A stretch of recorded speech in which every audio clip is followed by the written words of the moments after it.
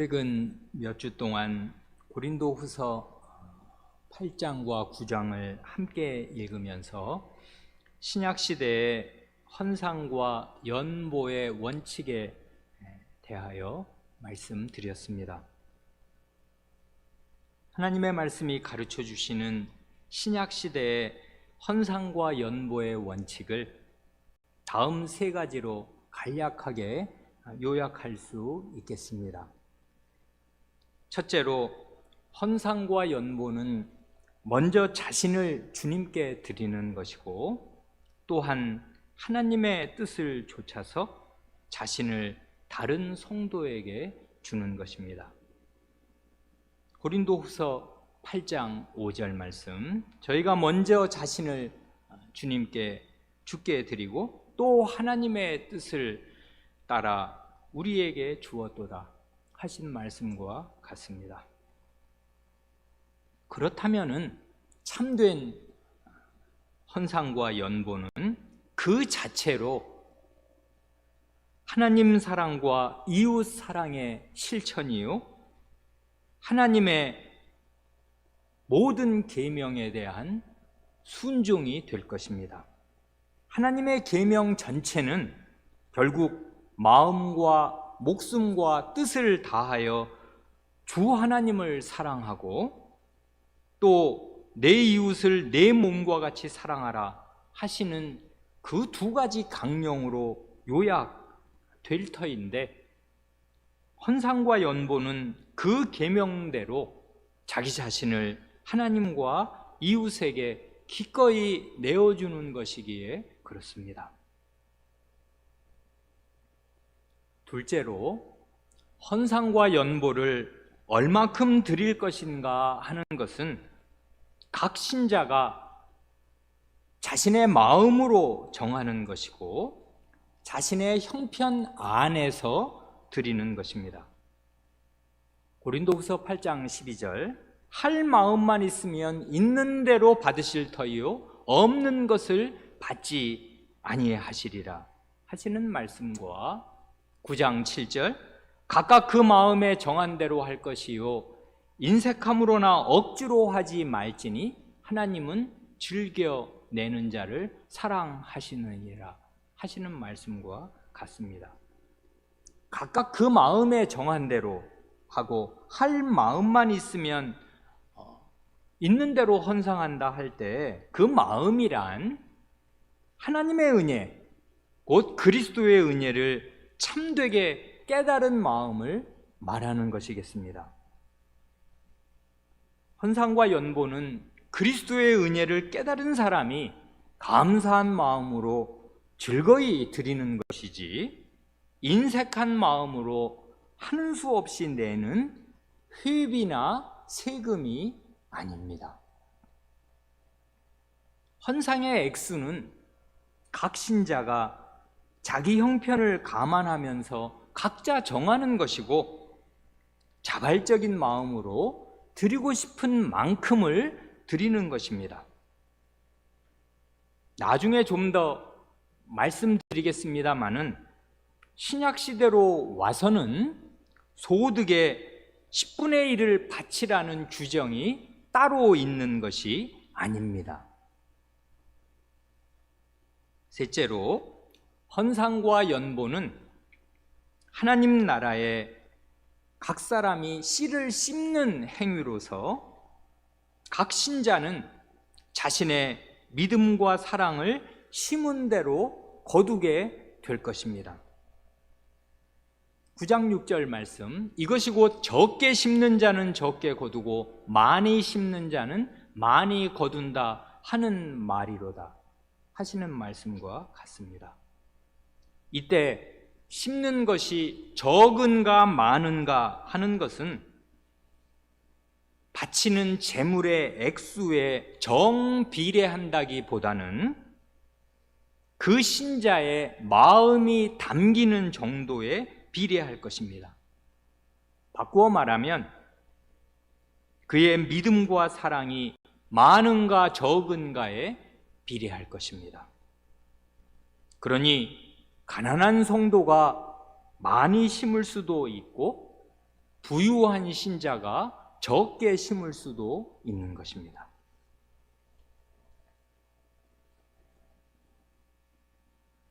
오늘은 구약시대의 가장 대표적인 헌상 규정인 11조 제도에 대하여 말씀드리려고 합니다. 일전에 어느 교우분이 11조에 대하여 질문하신 일이 있어서 그 질문을 마음에 담아두고 있었는데, 헌상과 연보에 대해 말씀드리는 이번 기회가 아니면 우리 교회의 설교 시간에 11조에 대해 별도로 말씀드릴 일이 평생 있을 것 같지 않아서 이참에 아울러 말씀드리려고 합니다. 구약의 11조 제도도 그 핵심 정신이 하나님 사랑과 이웃 사랑의 실천이라는 점에서, 그리고 그 목표가 이 땅에 하나님 나라를 건설하는 데에 있다는 점에서 신약의 헌상과 그 정신이 같습니다. 그래 11조 제도를 하나님께서 법으로 규정하셨을 때 그 법정신이 무언가를 잘 이해한다면, 그러면 신약시대의 신자인 우리도 배우는 것이 많을 것입니다. 먼저 구약 성경의 첫 책인 창세기에 10분의 1을 드리는 그 11조가 두 번 살짝 언급됩니다.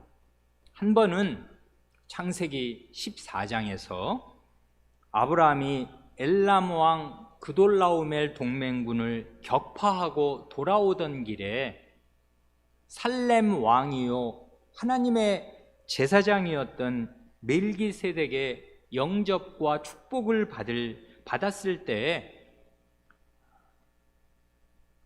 자기가 얻은 전리품의 10분의 1을 그 하나님의 제사장에게 드린 것입니다. 다른 한 번은 창세기 28장에서 야곱이 에서를 피해 하란으로 가는 도중에 베델에서 꿈에 하나님의 계시의 말씀과 약속과 보장의 말씀을 들었을 때 무사히 고향으로 돌아오게 하여 주신다면은 하나님께서 내게 주신 모든 것에서 10분의 1을 드리겠다고 하나님께 서약한 일입니다. 그러나 이 두 사건은 소득의 10분의 1을 자발적으로 드리는 예가 아주 먼 고대로부터 있었다는 사실을 보여주는 예일 뿐이지, 이것을 하나님의 백성은 매월 혹은 매년 정규적으로 소득의 10분의 1을 드려야 한다 하는 규정으로 삼아서 제시하는 것은 전혀 아닙니다. 그렇게 이해하려야 이해할 수가 없다고요. 이건 상황 자체가 일반 신자들의 일상적인 상황과 전혀 다르단 말입니다. 그리고 그 맥락도 전혀 달라요. 그래 하나님의 말씀을 그 맥락을 따라 읽지 않고 아무 말이나 성경에 있으면 그대로 따다가 취해서 자기 삶의 신조나 기준으로 삼을 수 있는 것이 아니고, 그건 대단히 어리석은 일이 될 것입니다. 구약시대 하나님의 백성의 법적인 의무로서의 11조, 이건 의무입니다. 구약시대 백성이라면. 그런 11조는 창세기가 아니라 오늘 우리가 본문으로 읽은 레위기와 민수기, 그리고 나중에 더 보기를 원하는 신명기, 그러니까 레위기, 민수기, 신명기에 차례로 나옵니다. 그런데 법적인 규정으로서 하나님 백성의 의무로서의 11조를 말하려면 가장 먼저 그 배경이 되는 출애굽의 구원과 약속의 땅을 기업으로 주신 일을 염두에 두지 않으면 안 됩니다. 다시 말해서 출애굽의 구원과 약속의 땅이 없으면 11조도 없는 것입니다. 먼저 출애굽의 구원을 생각하면 하나님께서 맨 처음 모세를 부르실 때 출애굽의 뜻을 이렇게 분명히 말씀해 주셨습니다. 출애굽기 4장 22절, 23절 말씀이 그것인데요. 이게 출애굽기 4장은 하나님께서 그 80살의 모세를 출애굽의 지도자로 처음 부르시는 굉장히 뜻깊은 그 장면이란 말입니다. 그때 하나님께서 모세에게 출애굽의 뜻을 이렇게 말씀하여 주십니다. 출애굽기 4장 22절. 너는 바로에게 이르기를 여호와의 말씀에 이스라엘은 내 아들, 내 장자라. 내가 네게 이르기를 내 아들을 놓아서 나를 섬기게 하라 하여도 내가 놓기를 거절하니 내가 내 아들, 내 장자를 죽이리라 하셨다 하라. 이 말씀대로 이스라엘 백성 전체가 하나님이 애지중지하시는 맏아들입니다. 이때는 장자 상속제가 확립되어 있는 시대잖아요. 장자는 그 집안의 가독권, 재산과 가독권을 상속받는 집안의 기둥이란 말입니다. 요즘하고는 달라요. 요즘에는 아들이든 딸이든 구별하지 않고 장자든 차자든 뭐 삼남이든 삼녀든 구별하지 않지만은 과거는 그렇지 않았단 말입니다. 그런 시대 문화를 하나님이 다 존중하시고 인정하시면서 그런 문화 속에서 이스라엘 전체를 하나님의 아들, 특별히 하나님의 맏아들이라 하신단 말입니다. 그런데 출애굽의 목적은 뭐냐면 하나님께서 맏아들인 나를 섬기게 하라, 그거지 않습니까? 하나님께서 맏아들인 이스라엘의 섬김, 그건 예배를 말하는 것인데 맏아들의 예배와 섬김을 받고자 하십니다. 그래 하나님께서 그 당시 세계 제일 강대국 애굽왕 바로에게 내 아들, 내 장자를 노예로 그만 부려먹고 이제 놓아주어라. 그래서 나를 섬기도록 하여라 하고 명하시는데 바로는 그 하나님의 명령을 무시하고 거역하면서 안 놓아줍니다. 그래 하나님께서 이번에는 바로의 맏아들을 죽이시면서 자신의 맏아들인 이스라엘을 애굽에서 건져 내시겠다 하시는 것입니다. 이 출애굽의 구원이 어떻게 11조와 연결되는지는 잠시 후에 오늘 강설의 끝부분에서 말씀드리겠습니다. 일단 이스라엘 전체가 맏아들이라는 사실, 그리고 맏아들의 섬김을 받으시려고 예배를 받으시려고 하나님께서 출애굽을 지금 작정하시고 모세에게 명하신다는 사실, 이 사실을 기억하시면 좋겠습니다.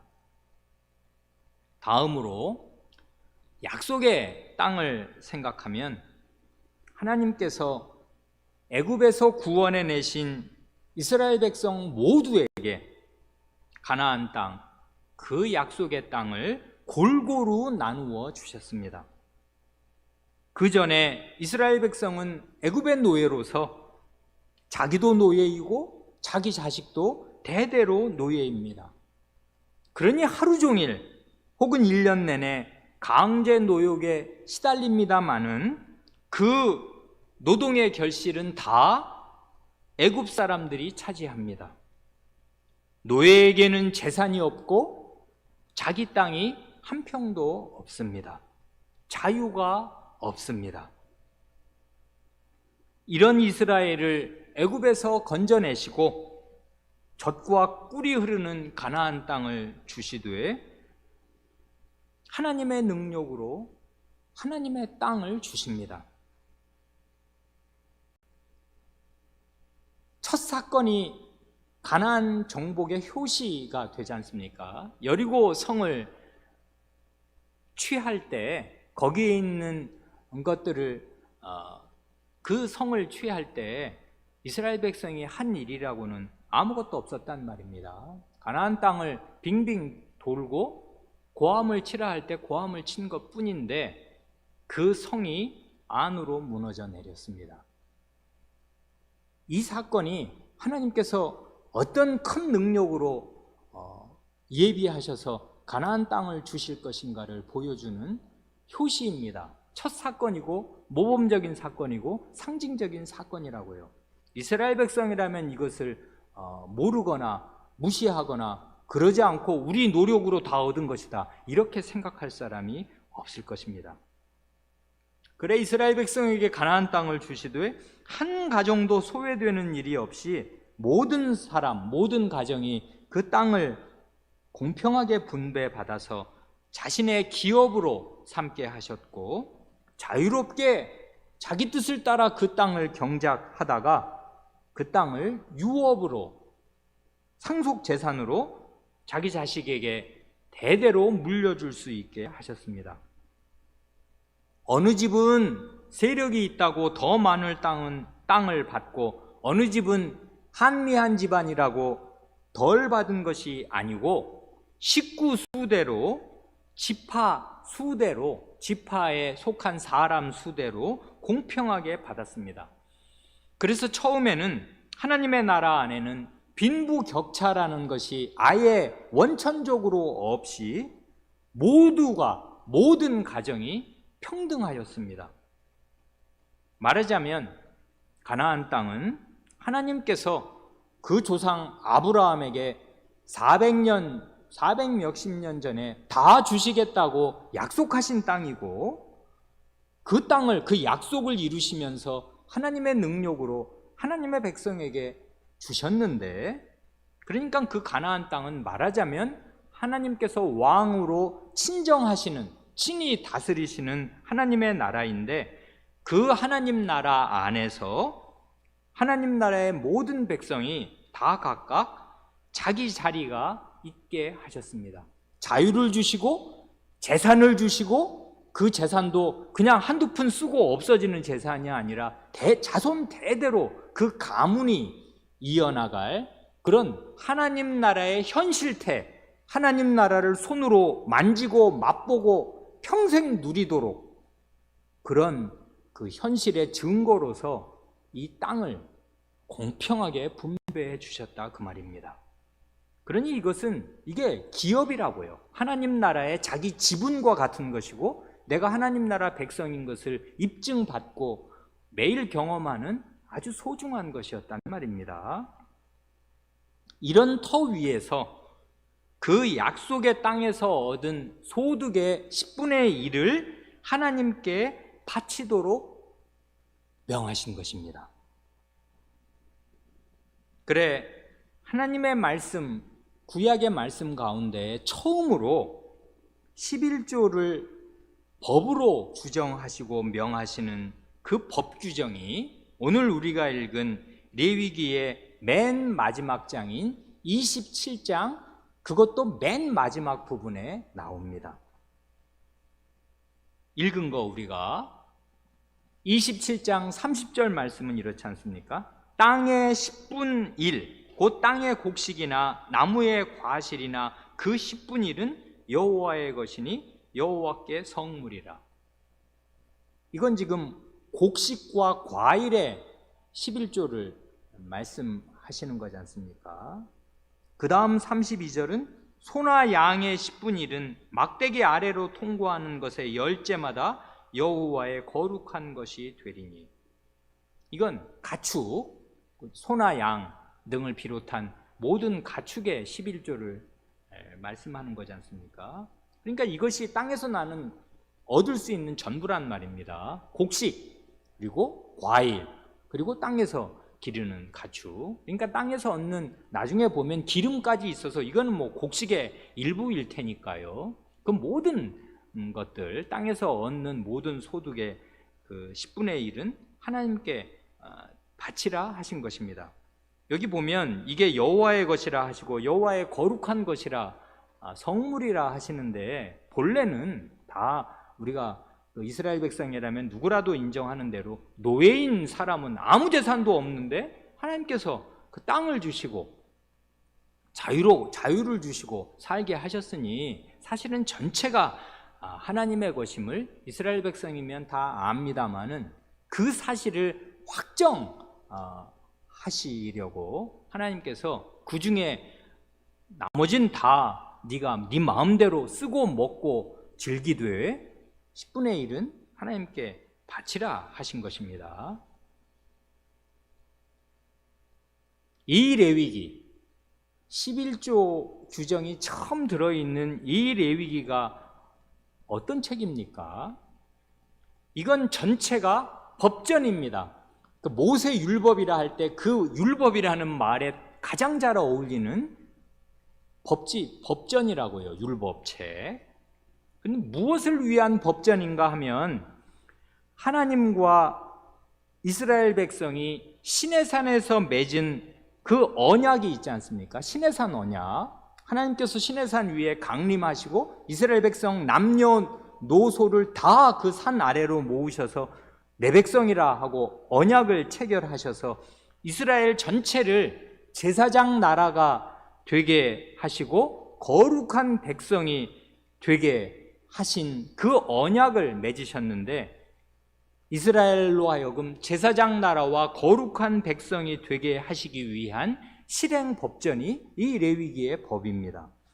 그래 출애굽기 그 19장 5절 6절에 그 언약의 말씀은 우리가 늘 명심하고 있는 말씀이기도 합니다. 세계가 다 내게 속하였나니 너희가 내 말을 잘 듣고 내 언약을 지키면 너희는 열국 중에서 내 소유가 되겠고 너희가 내게 대하여 제사장 나라가 되며 거룩한 백성이 되리라 하셨습니다. 세계 모든 나라가 원래는 다 여호와 하나님의 것이고 여호와께 속하였습니다마는 그 가운데 특별히 이 이스라엘 백성은 구별하시고 언약 백성으로 삼으셔서 하나님의 특별한 소유, 손바닥 안에 있는 보물과 같게 하시고 하나님께 대해서 제사장 나라가 되고 거룩한 나라가 되게 하신다 하는 게 이게 이스라엘 나라의 말하자면 속성이면서 신분이면서 이루어야 할 사명이기도 하였지 않습니까? 그래 제사장 나라, 하나님 앞에서 제사장 나라가 되게 하기 위해서 레위기에서 제사법과 제사장 규례를 주십니다. 1장부터 10장까지가 제사장 나라가 되게 하시려는 그 제사, 그리고 제사장은 뭐 하는 사람이다 하는 것들을 가르쳐 주시고, 거룩한 백성, 이스라엘 전체가 거룩한 백성이 되게 하시기 위해서 그 11장부터 끝까지 정결법전과 성결법전을 주십니다. 그래 죄를 지었을 때는 어떻게 그 죄를 처리하며 생활 가운데 어떻게 하나님 나라 백성답게 거룩하게 사는 거룩한 백성이 되어야 할지를 세세하게 일러주셨단 말입니다. 언약 백성으로서 제사장 나라가 되고 거룩한 백성이 되게 하기 위해서 주신 이 법이 레위기인데, 이런 레위기가 헌상으로 시작해서 헌상으로 마친다는 사실, 이건 생각할수록 의미심장한 것입니다. 레위기의 시작은 우리가 아는 대로 헌상입니다. 레위기 1장 1절 2절이 그렇지 않습니까? 여호와께서 회막에서 모세를 부르시고 그에게 일러 가라사대 이스라엘 자손에게 고하여 이르라. 이게 그러니까 그 다음에 1장 2절 말씀이 사실상 레위기의 첫 말씀이란 말입니다. 그 말씀이 바로 헌상이라고요. 너희 중에 누구든지 여호와께 예물을 드리려거든 생축 중에서 소나 양으로 예물을 드릴지니라. 이 예물이라는 말이 히브리어로 코르반, 왜 신약에도 고르반이라고 이렇게 번역되어 있지 않습니까? 그게 예물, 하나님께 드리는 예물, 이 코르반인데, 이 코르반이라는 예물이라는 말은 원래의 뜻이 가까이 간다 하는 카라브에서 코르반이 나온 것이란 말입니다. 가까이 간다는 말에서 나온 것입니다.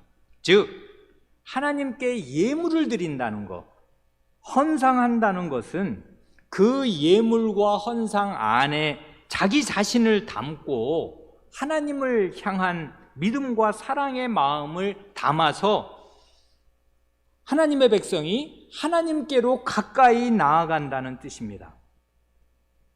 이런 의미에서 헌상은 곧 하나님과의 거룩한 교제입니다. 하나님이 이것을 열망하신다고요. 그래서 그 제사장 나라가 되고 거룩한 백성이 되게 하기 위한 실행 법전의 맨 앞과 맨 마지막을 하나님의 백성이 하나님께 가까이 나아오는 헌상으로 앞과 뒤를 장식하셨습니다. 그래 레위기의 마지막도 헌상이라고요. 이 마지막 27장은 전체 내용이 헌상입니다. 그런데 특히 맨 마지막이 바로 이 11조로 끝난단 말입니다. 이건 뭘 뜻하는가 하면 출애굽의 구원과 약속의 땅을 선물로 받은 언약 백성이 감사와 사랑의 마음을 담아서 자기 자신과 자신의 생활의 열매를 하나님께 바치는 것입니다. 그렇게 바치면서 그 감사와 사랑의 마음으로 하나님 앞으로 가까이 나오는 거라고요. 이런 헌상이 문자 그대로 마음과 목숨과 힘을 다하여 주 하나님을 사랑하는 것입니다. 왜 그러냐 하면 이 소득의 11조, 여기 아까 보면 곡식이나 과일이나 가축의 10분의 1을 바칠 때 그건 그야말로 돈이 들어가는 곳에, 돈이 있는 곳에, 재물이 있는 곳에 내 마음도 있느니라. 이건 우리가 다 경험하는 거지 않습니까? 자기 통장 어디 있는지 모르는 사람 없단 말입니다. 자기 돈이 얼마인가 늘 센단 말입니다. 그래, 재물에 그의 마음이 있는데 재물을 하나님께 바치면서 자기 마음을 바친단 말입니다. 목숨이란 결국 시간으로, 이 세상에 사는 동안에 시간으로 구성되는 것인데 이 농사 지으려고, 가축을 기르려고 시간을 얼마나 드립니까? 그래, 이런 것에 소득의 11조를 드릴 때 사실상 자기 목숨을 드리는 것이고 힘을 드리는 것입니다. 이 농사 짓는 게 얼마나 힘들고 실제로 자기의 모든 노동력이 거기다 투여되는 것이니까, 그래, 마음과 목숨과 힘을 다하여 주 너희 하나님을 사랑하라 하시는 이 말씀이 이런 하나님의 은혜를 기반으로 해서 그 은혜 위에서 자기 삶을 경영한 그 결과물을 하나님께 바치는 그것으로 구현되게 하십니다. 그런데 아까 우리가 출애굽의 구원을 가장 먼저 생각하였습니다마는 출애굽의 구원이 어떻게 이루어지는지 우리가 하나님 백성이라면 아무도 모르지 않는데요. 그건 결국 장자를 죽이시는, 자기의 장자인 이스라엘 백성을 하나님이 명실상부한 자유로운 자신의 맏아들로 얻으시기 위해서 애굽의 맏아들들을 다 죽이시는 그런 10번째 재앙으로 이루어지는데, 그 10번째 재앙에서 이스라엘의 맏아들들이 건사받는 유일한 길이 뭐였냐면 어린 양의 피였단 말입니다. 이스라엘 백성은 그때는 어린 양의 피를 바르면서 이 피가 무슨 뭘 뜻하는지 몰랐을 것입니다. 하나님이 한 것입니다. 순종하는 마음으로. 그러나 하나님은 그 피가 뭘 뜻하는지 모르실 수가 없는 분이라고요. 그 어린 양의 피가 누구의 피인지 하나님 자신의 피입니다. 하나님의 아드님의 피라고요. 하나님의 구원은 하나님의 능력의 그냥 발산이 아니란 말입니다. 하나님의 모든 것이 거기에 다 들어 있습니다. 그걸 기울이시고 쏟아 부으신 거라고요. 하나님 자신을, 하나님의 목숨을, 하나님의 피를. 그래, 이런 구원과 출애굽의 구원과 이런 하나님의 은혜를 기반으로 해서 이스라엘 백성은 얻는 것이 있단 말입니다. 하나님의 땅에서. 그런 것을 얻은 것을 하나님께 바치러 가까이 하나님 앞에 그 은혜에 감사드리면서 나아와요. 하나님은 이미 자신의 마음과 목숨과 힘을 자기 백성에게 주셨습니다. 그게 구원이고 약속의 땅이에요. 그걸 받은 하나님의 백성이 이번에는 자신의 마음과 목숨과 힘을 이런 헌상으로 하나님께 드린다고요. 그래, 하나님의 법은 이런 전부를 주고받는 사랑 위에 건설되어 있어서 가장 딱딱해 보이고 가장 건조해 보이는 레위기의 법전조차 자발적으로 자기를 하나님께 드려 하나님께 가까이 나오는 교제와 사랑으로 구성되도록, 앞뒤로 쌓이도록 그렇게 하나님이 법전을 구성하셨단 말입니다. 하나님과 그 백성 사이에 거룩한 사랑이 오고 가는 이 하나님의 나라를 구현하시려는 것이 법의 목표이고 율법의 목표여서 레위기의 목표입니다. 그거를 앞뒤에 1장과 27장 그 처음과 끝으로 하나님께서 보여주셨는데 그 맨 마지막, 그게 피날레라고, 왜 결승선을 통과할 때 결국 100m도 그 가슴이 결승선에 닿을 때 그게 끝나는 것인데, 레위기의 마지막이 맨 마지막 이 법의 그 대결미, 그것이 11조로 끝난다는 사실이 이게 너무나 뜻깊다고요. 하나님의 백성의 마음과 목숨과 생활이, 뜻이, 힘이 들어있는 그것을, 근데 그게 결국은 그렇게 되게 하기 위해서 하나님이 어떤 은혜를 베푸셨는가, 그걸 이스라엘 백성이라면 아무도 모를 수가 없단 말입니다. 출애굽의 구원과 약속의 땅, 이거 다 하나님의 은혜다. 그리고 이걸 베푸시려고 하나님이 어떤 큰 값을 치르셨는가.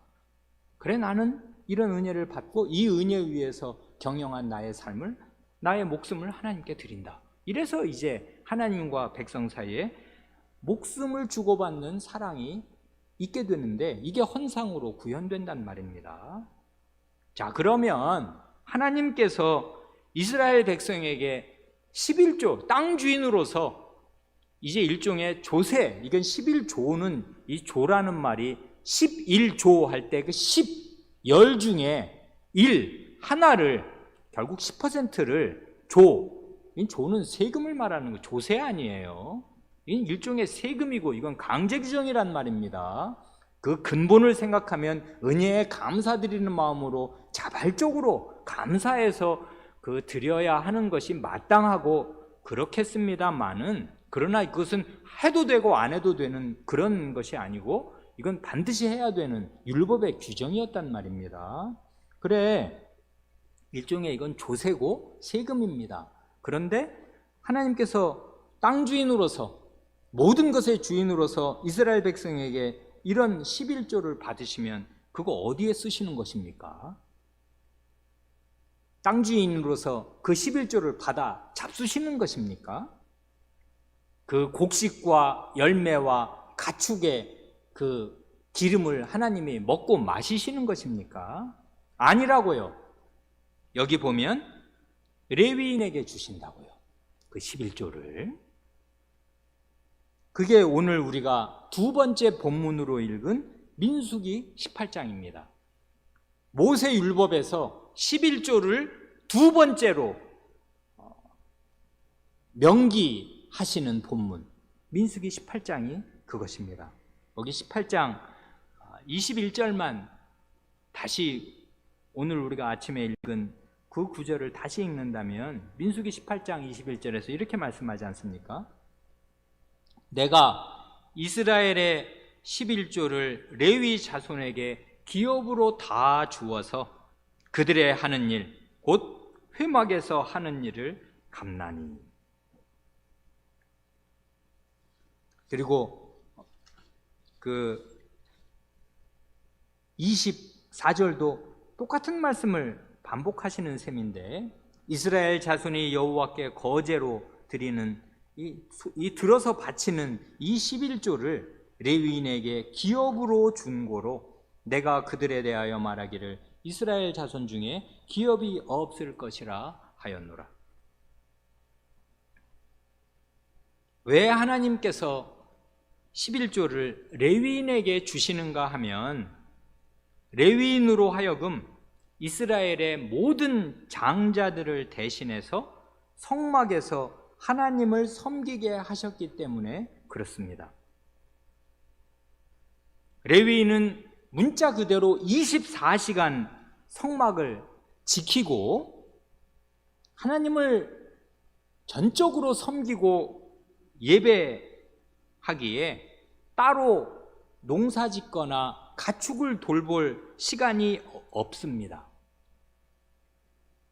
그래 이스라엘 12지파에게 가나안 땅을 기업으로 주신 것처럼 레위 지파에게는 그 12지파가 하나님께 바친 11조를 기업으로 주시는 것입니다. 그래서 이스라엘 12지파 모든 지파는 땅을 고르게 분배받을 그때 이 레위 지파에게만큼은 땅을 주지 않으십니다. 대신 그 12지파가 하나님께 바칠 11조를 레위 지파에게 기업으로 주신다고요. 이 민수기 18장은 그 앞에 미리 말씀하신 민수기 3장과 붙여 읽으면 좋습니다. 왜 레위인인가? 왜 레위인은 따로 기업을 주시지 않고 따로 레위인을 구별해서 다른 12지파에 11조를 받게 하시는가 말입니다. 바로 이 이유 때문입니다. 민수기 3장 12, 13절은 이렇습니다. 보라, 내가 이스라엘 자손 중에서 레위인을 택하여 이스라엘 자손 중 모든 첫 해에 처음 난 자를 대신케 하였은즉 레위인은 내 것이라. 처음 난 자는 다 내 것임은 내가 애굽 땅에서 그 처음 난 자를 다 죽이던 날에 이스라엘의 처음 난 자는 사람이나 짐승을 다 거룩히 구별하였음이니 그들은 내 것이 될 것임이니라. 나는 여호와니라. 이 말씀대로 레위인은 약속의 땅에서 이스라엘 집안의 모든 장자들, 태에서 처음 난 사람이든 짐승이든 태에서 처음 난 것들을 대표하고 대신해서 하나님께 바쳐진 사람들이고 온종일 하나님을 섬기는 사람들입니다. 앞서 우리가 맨 처음에 출애굽기 4장에서 본 대로 본래는 이스라엘 전체가, 이게 언약 백성이니까 세계가 다 내게 속하였지만 너희는 언약 백성으로서 나의 특별한 소유가 된다 하시는 그 말씀처럼, 그리고 모세를 처음 부르셔서 출애굽의 지도자로 세우셨을 때 주신 말씀처럼 본래는 이스라엘 전체가 하나님께서 내 아들, 내 맏아들이다, 내 장자라 부르신 사람들입니다. 그래 하나님께서 아버지로서 자식들의 예배와 섬김을 받으시면서 친밀한 사귐을 나누시려고 자기의 맏아들들인 이 이스라엘을 애굽에서 구원해내시고 약속의 땅을 주신 것입니다. 그래 본래 애굽의 노예였던 이스라엘 백성이 11조를 바칠 때 그 11조란 출애굽의 구원과 약속의 땅을 선물로 주신 자기 아버지 하나님 아버지께 감사와 사랑을 바치는 것인데, 그런데 실제로 이스라엘 모든 백성이 레위인처럼 다 성막에서 하나님을 1년 내내 24시간 조를 짜서 계속 돌아가면서 하나님을 섬긴다면은 농사는 누가 지으며 가축은 누가 기르겠습니까? 그래 본래 이스라엘 하나님의 맏아들인 이스라엘 전체를 대표하는 각 집안의 맏아들들이 있고 그 맏아들들이 본래 애굽에서 함께 죽지 않고 살아나게 하나님께서 대속하셨으므로 그 각 집안의 맏아들들을 대신해서 레위인을 하나님의 예배드리는 맏아들들로 세우신 거라고요. 그러니까 이스라엘 백성은 자기의 11조를 하나님께 바치면서 그 11조가 레위인에게 가는 걸 보면서 뭘 생각하냐 하면 이건 당연히 출애굽의 구원을 전제하는 거란 말입니다. 이 레위인의 존재와 이 맏아들의 존재라는 거, 우리가 원래 다 하나님의 맏아들들이다. 하나님이 가장 애지중지하시는 하나님의 특별한 소유들이고 하나님의 모든 마음이 그 장자에게로 가는 그 맏아들들인데, 그런 하나님의 사랑을 받은 우리가 하나님의 사랑과 은혜로 이 모든 것을 거두면서 우리를 대표하고 대신해서 하나님을 항상 섬기는 우리 맏아들들의 대표인 저 레위인들에게 하나님께 드릴 이 소득의 11조가 저 사람들에게 간다 하는 것입니다. 그러니까 실제로 하나님은 받으시는 게 실제로는 없다고요.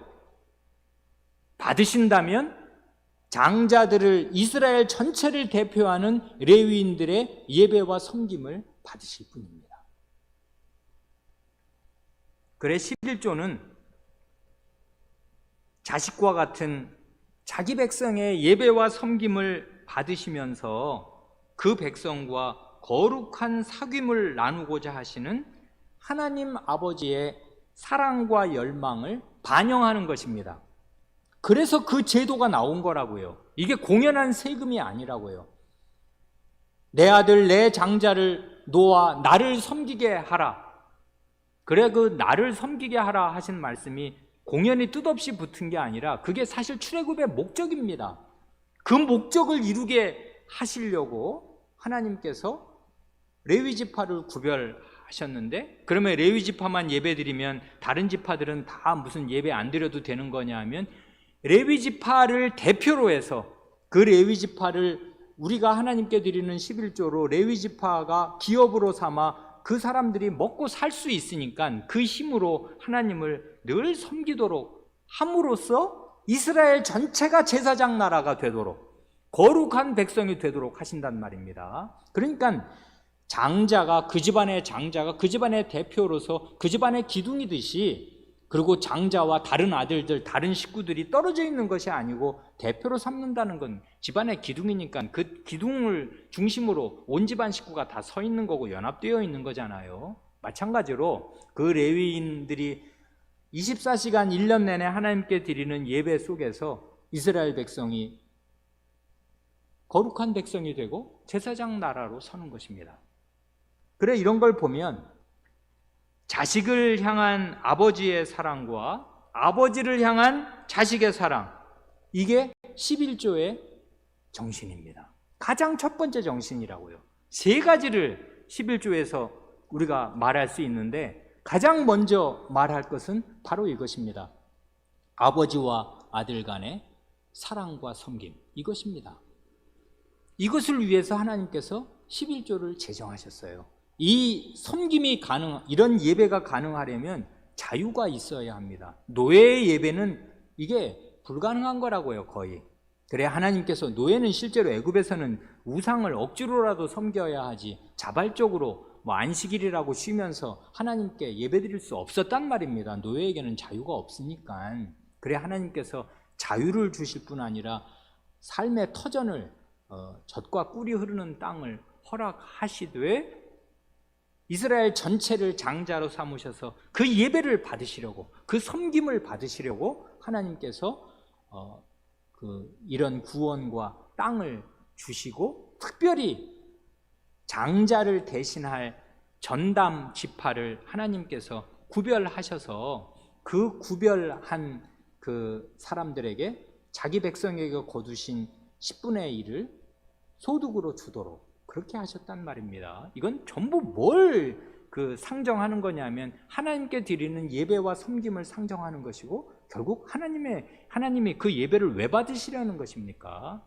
자기의 아들, 자기 목숨처럼 애지중지하는 그 아들과 거룩한 사랑의 사귐을 나누려고 하시는 것입니다. 이게 하나님의 열망이고 하나님의 사랑이며, 이런 사랑을 그 11조를 바치면서 이 사랑이 계속 구현되는 것입니다. 왜 그러냐면 실제로 이 11조로 레위인들이 24시간 하나님을 수직하면서 성전을 지키면서 하나님께 예배드린단 말입니다. 그러니까 이게 하나님, 레위인, 온 이스라엘 백성이 이 11조 제도로 하나로 연결되어 있어요.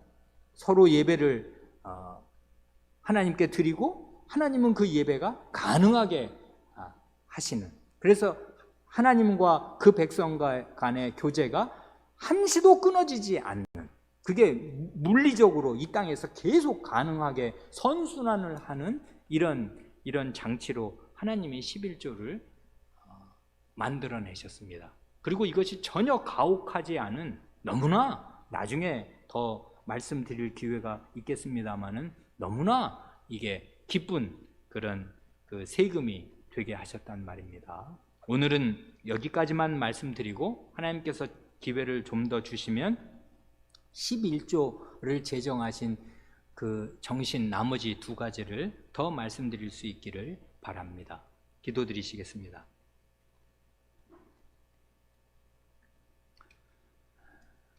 하나님 아버지, 구약시대와 신약시대에 자기 백성을 사랑하시는 하나님의 은혜가 일관되고 여일하여서 구약시대부터 하나님께서는 자기 백성을 노예 상태에서 구원하시려 하실 때에 피로 구원하시고, 어린 양을 죽이시면서 대송의 피로 그 백성을 죄에서, 우상 숭배에서 건져내셔서 자유로운 땅, 하나님의 은혜가 젖과 꿀처럼 흐르는 땅에서 하나님을 자유롭게 자발적으로 섬기게 하시되, 그 하나님의 백성을 한시도 놓지 않으시고 매일 매시간 24시간 1년 내내 이 땅에서부터